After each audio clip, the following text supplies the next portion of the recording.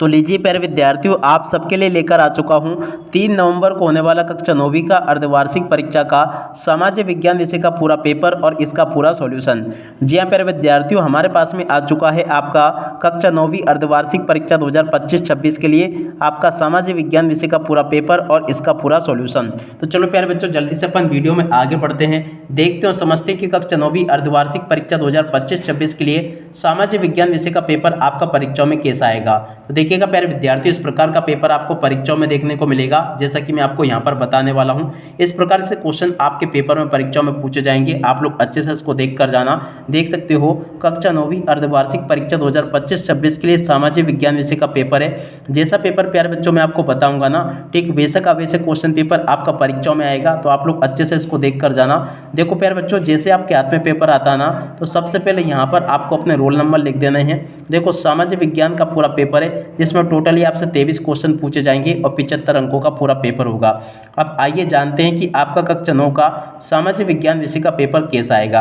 तो देखिएगा इस प्रकार के क्वेश्चंस आपके पेपर में परीक्षा में पूछे जाएंगे, आप लोग अच्छे से इसको देख कर जाना। देख सकते हो ये निर्देश आपके पेपर के लिए प्यारे बच्चों आपको दिए गए हैं, तो इन निर्देशों को आप लोग अच्छे से पढ़ लेना और पूरा का पूरा पेपर समझ लेना। इसी प्रकार के क्वेश्चंस होंगे आपके पेपर में, जैसे कि मैं आपको बताऊंगा। तो इसलिए आप लोग प्यारे बच्चों अच्छे प्रकार से इस पेपर को देख लें और पूरा का पूरा पेपर समझ लें, ताकि प्यारे बच्चों आपको पूरा का पूरा क्वेश्चन पेपर अच्छे से समझ में आ सके। देखो इस प्रकार का पूरा पेपर होगा। अब चलो इसके बाद में अपन आगे बढ़ते हैं, समझते हैं आपके कक्षा 9वीं अर्धवार्षिक परीक्षा 2025-26 के लिए सामाजिक विज्ञान विषय के पूरे पेपर को। तो देखिएगा प्यारे विद्यार्थियों, ये रहा आपका सामाजिक विज्ञान विषय का पूरा पेपर, अच्छे से आप लोग इसको देख कर जाना। अब चलो मैं आपको एक एक क्वेश्चन के आंसर को बताता हूँ। पहला क्वेश्चन पूछा है, भारत की समुद्री तट रेखा अंडमान निकोबार व लक्षद्वीप सहित कितने किलोमीटर की है। तो देखो प्यारे बच्चों 7516.6 किलोमीटर की है। और अब अगला क्वेश्चन, दास व्यापार किस शताब्दी में प्रारंभ हुआ। तो देखो प्यारे बच्चों 15वीं शताब्दी में प्रारंभ हुआ। और अब अगला क्वेश्चन, लोकतंत्र सरकार का एक ऐसा रूप है जिसमें शासकों का चुनाव जनता करती है। और अगला क्वेश्चन पढ़ते हैं, भारत में ग्रामीण क्षेत्रों के लिए प्रति व्यक्ति प्रति कैलोरी आवश्यकता कितनी है। देखो प्यारे बच्चों 2400 इसका राइट आंसर होगा। भूमि के बाद उत्पादन का दूसरा आवश्यक कारक क्या है। तो देखो इसका राइट आंसर आपका श्रम आ जाएगा। हिमालय की सबसे भारी पर्वत श्रृंखला क्या कहलाती है। देखो प्यारे बच्चों इसका राइट आंसर आपका शिवालिक आ जाएगा। और उसके बाद में चलो अपन आगे बढ़ते हैं, आगे के प्रश्न और उन प्रश्नों के उत्तरों को मैं आपको बताता हूँ। यहाँ पर क्वेश्चन पूछा है, नीला सफ़ेद लाल रंग फ्रांस के ध्वज के राष्ट्रीय रंग है।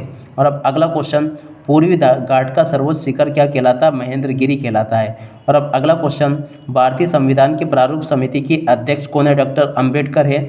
और भारत की जलवायु मानसूनी पवनों से बहुत अधिक प्रभावित है। तो देखो यहाँ पर आपको मानसूनी लिखना होगा। और अब अगला क्वेश्चन, वनों के विलुप्त होने को सामान्यतः वन विनाश कहते हैं। यहाँ पर आपको वन विनाश लिखना होगा। और भारत के वर्तमान राष्ट्रपति कौन है। द्रौपदी मुर्मू, ठीक है ना। ऐसे प्यारे बच्चों आप लोग यहाँ तक के इन क्वेश्चन के आंसरों को देख लें।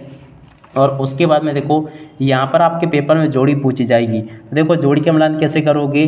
दो आपकी जोड़ी मिल जाएगी, दो नदियों के बीच का भाग। अक्टूबर क्रांति की जोड़ी का मिलान प्यारे बच्चों 1917 से हो जाएगा।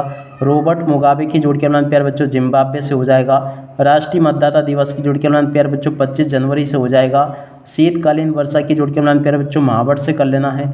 और हरित क्रांति की जोड़ी का मिलान प्यारे बच्चों 1965 से हो जाएगा। तो ऐसे प्यारे बच्चों यहाँ से आप लोग इनको देख लें और अच्छी प्रकार से पूरा इसको समझ भी लें।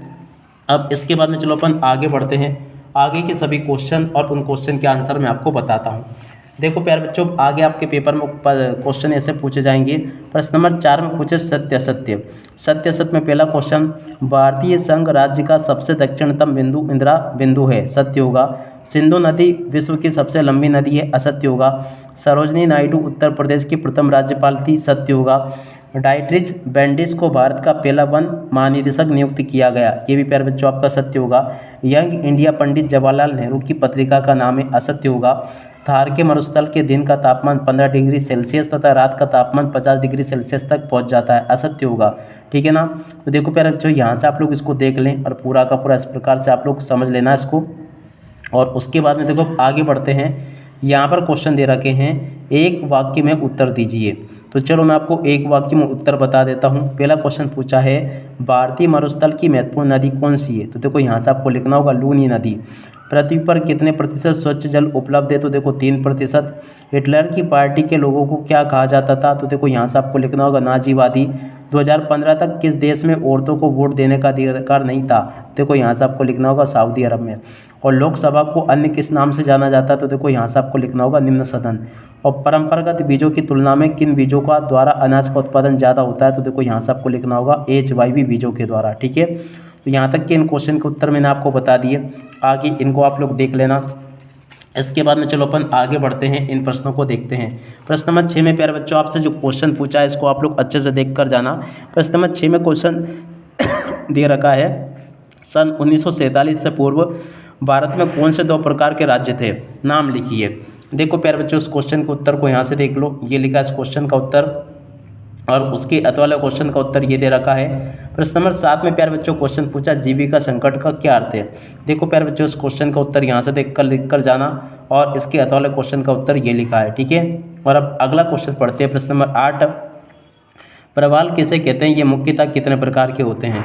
देखो प्यारे बच्चों प्रवाल किसे कहते हैं, इस क्वेश्चन के उत्तर को यहाँ से देख लो, ये लिखा है, और उसके अतवाले क्वेश्चन के उत्तर को यहाँ से देख लो, ये लिखा है। ठीक है, और अब अगला क्वेश्चन पढ़ते हैं प्यारे बच्चों, क्या दे रखा है? प्रश्न नंबर 9, लोकतंत्र क्यों आवश्यक है? देखो प्यारे बच्चों लोकतंत्र क्यों आवश्यक है, इस क्वेश्चन के उत्तर को यहाँ से देख ले। लोकतंत्र के विपक्ष में तर्क प्यारे बच्चों आपको यहाँ से देने होंगे। ठीक है, और अब अगला क्वेश्चन पढ़ते हैं। प्रश्न नंबर 10, मानसूनी वर्षा की 2 विशेषता आपको लिखनी होगी। देखो प्यारे बच्चों मानसूनी वर्षा की 2 विशेषता यहाँ से देख लो आप लोग, और पूरा का पूरा लिख लो। शीत ऋतु की 2 विशेषताएं प्यारे बच्चों यहाँ से देख लेना। और अब अगला क्वेश्चन पढ़ते क्या दे रखा है, मित्र राष्ट्र में शामिल देशों के नाम आपको बताने हैं। ठीक है प्यारे बच्चों, देखो प्यारे बच्चों मित्र राष्ट्र में शामिल देशों के नाम आप लोग यहाँ से देख लें, और पूरा का पूरा इसको समझ लेना, ये बता दिया मैंने आपको। और उसके बाद में चलो अपन आगे बढ़ते हैं, आगे के सभी क्वेश्चन और उन क्वेश्चन के उत्तर और मैं आपको बता देता हूँ। देखो प्यारे बच्चों यहाँ पर क्वेश्चन पूछा है, एक ही भूमि पर उत्पादन बढ़ाने में अलग अलग कौन से तरीके हैं? प्रश्न नंबर 12 जो पूछा ना प्यारे बच्चों, यहाँ से आप लोग देख लेना। प्रश्न नंबर 12 का उत्तर ये लिखा है, 12 के अतवाले क्वेश्चन का उत्तर ये लिखा है, गोदावरी नदी की कोई 4 सहायक नदियों के नाम प्यारे बच्चों यहाँ से आपको देख लेना है, और सिंध नदी की 4 सहायक नदियों के नाम यहाँ से देख लेना आपको। और उसके बाद में देखो अगला क्वेश्चन पढ़ते हैं, गठबंधन सरकार का क्या अर्थ है? प्रश्न नंबर 14 जो पूछा है प्यारे बच्चों, इस क्वेश्चन के उत्तर को यहाँ से देख लो, ये लिखा पूरा का पूरा, विधायिका का अर्थ प्यारे बच्चों आपको यहाँ से समझा देना है। और उसके बाद में देखो अगला क्वेश्चन, वैज्ञानिक वानिकी से आप क्या समझते हैं? देखो प्यारे बच्चों वैज्ञानिक वानिकी से आप क्या समझते हैं, इस क्वेश्चन के उत्तर को यहाँ से देख लो, ये बता दिया मैंने आपको। और उसके अतवाले क्वेश्चन के उत्तर को यहाँ से देख ले। मानव पूंजी निर्माण में शिक्षा की भूमिका क्या है, इस क्वेश्चन के उत्तर को यहाँ से देख ले, और पूरा का पूरा इसको समझ ले। नगरीय क्षेत्रों में शिक्षित बेरोजगारी क्यों पाई जाती है, इस क्वेश्चन के उत्तर को यहाँ से देख ले। और यहाँ तक के सभी क्वेश्चन के उत्तर प्यारे बच्चों मैंने आपको बता दिए। और उसके बाद में देखो प्रश्न नंबर 17, सिंधु जल समझौते के अनुसार भारत को प्राप्त 20% जल का उपयोग किस काम के लिए किया जाता है? देखो प्यारे बच्चों उस क्वेश्चन के उत्तर को यहाँ से देख लो, ये बता दिया मैंने आपको। और इसके अतवाले क्वेश्चन का उत्तर प्यारे बच्चों ये लिखा है, इसको भी देख लें आप लोग। और प्रश्न नंबर 18 पूछा था, इतिहास में प्रसिद्ध खूनी रविवार की घटना क्या है? देखो प्यारे बच्चों प्रश्न नंबर 18 के उत्तर को यहाँ से देख लो, 18 के अतवाले क्वेश्चन का उत्तर ये लिखा है। प्रश्न नंबर 19 का उत्तर ये दे रखा है, 19 के अतवाले क्वेश्चन का उत्तर ये लिखा है। और उसके बाद में देखो प्यारे बच्चों प्रश्न नंबर 20, बेरोजगारी से क्या अभिप्राय है? देखो प्यारे बच्चों प्रश्न नंबर 20 का उत्तर ये लिखा है, 20 के अतवाले क्वेश्चन का उत्तर आपको ये दे रखा है। ठीक है, 21वें क्वेश्चन का उत्तर यहाँ से देख लो, ये लिखा है, और 21 के अतवाले क्वेश्चन का उत्तर ये लिखा है। ठीक है, और उसके बाद में देखो अगला क्वेश्चन पढ़ते हैं, क्या दे रखा है। यहाँ तक के सभी क्वेश्चन के उत्तर प्यारे बच्चों आपको मैंने बता दिए। और उसके बाद में चलो अपन आगे बढ़ते हैं। 21वां जो क्वेश्चन पूछा ना, 21वें क्वेश्चन के उत्तर मैंने आपको ये बता ही दिया था, ये लिखा है। 21 के अतवाले क्वेश्चन का उत्तर ये लिखा है। प्रश्न नंबर 22 के उत्तर को यहाँ से देख लो, ये बता दिया। 22 के अतवाले क्वेश्चन का उत्तर ये बता दिया। प्रश्न नंबर 23 के उत्तर को प्यारे बच्चों यहाँ से देख लो। इस प्रकार से मानचित्र कार्य इसमें पूछा जाता है। ठीक है, तो इस प्रकार से प्यारे बच्चों मैं आपको ए टू जेड सभी क्वेश्चन के उत्तर बता चुका हूँ। एक भी क्वेश्चन का उत्तर प्यारे बच्चों यहाँ से आपका मिस नहीं होगा। आप इसी के साथ में इस वीडियो को यहीं पर पूरा करते हैं। नमस्कार, जय हिंद, जय भारत।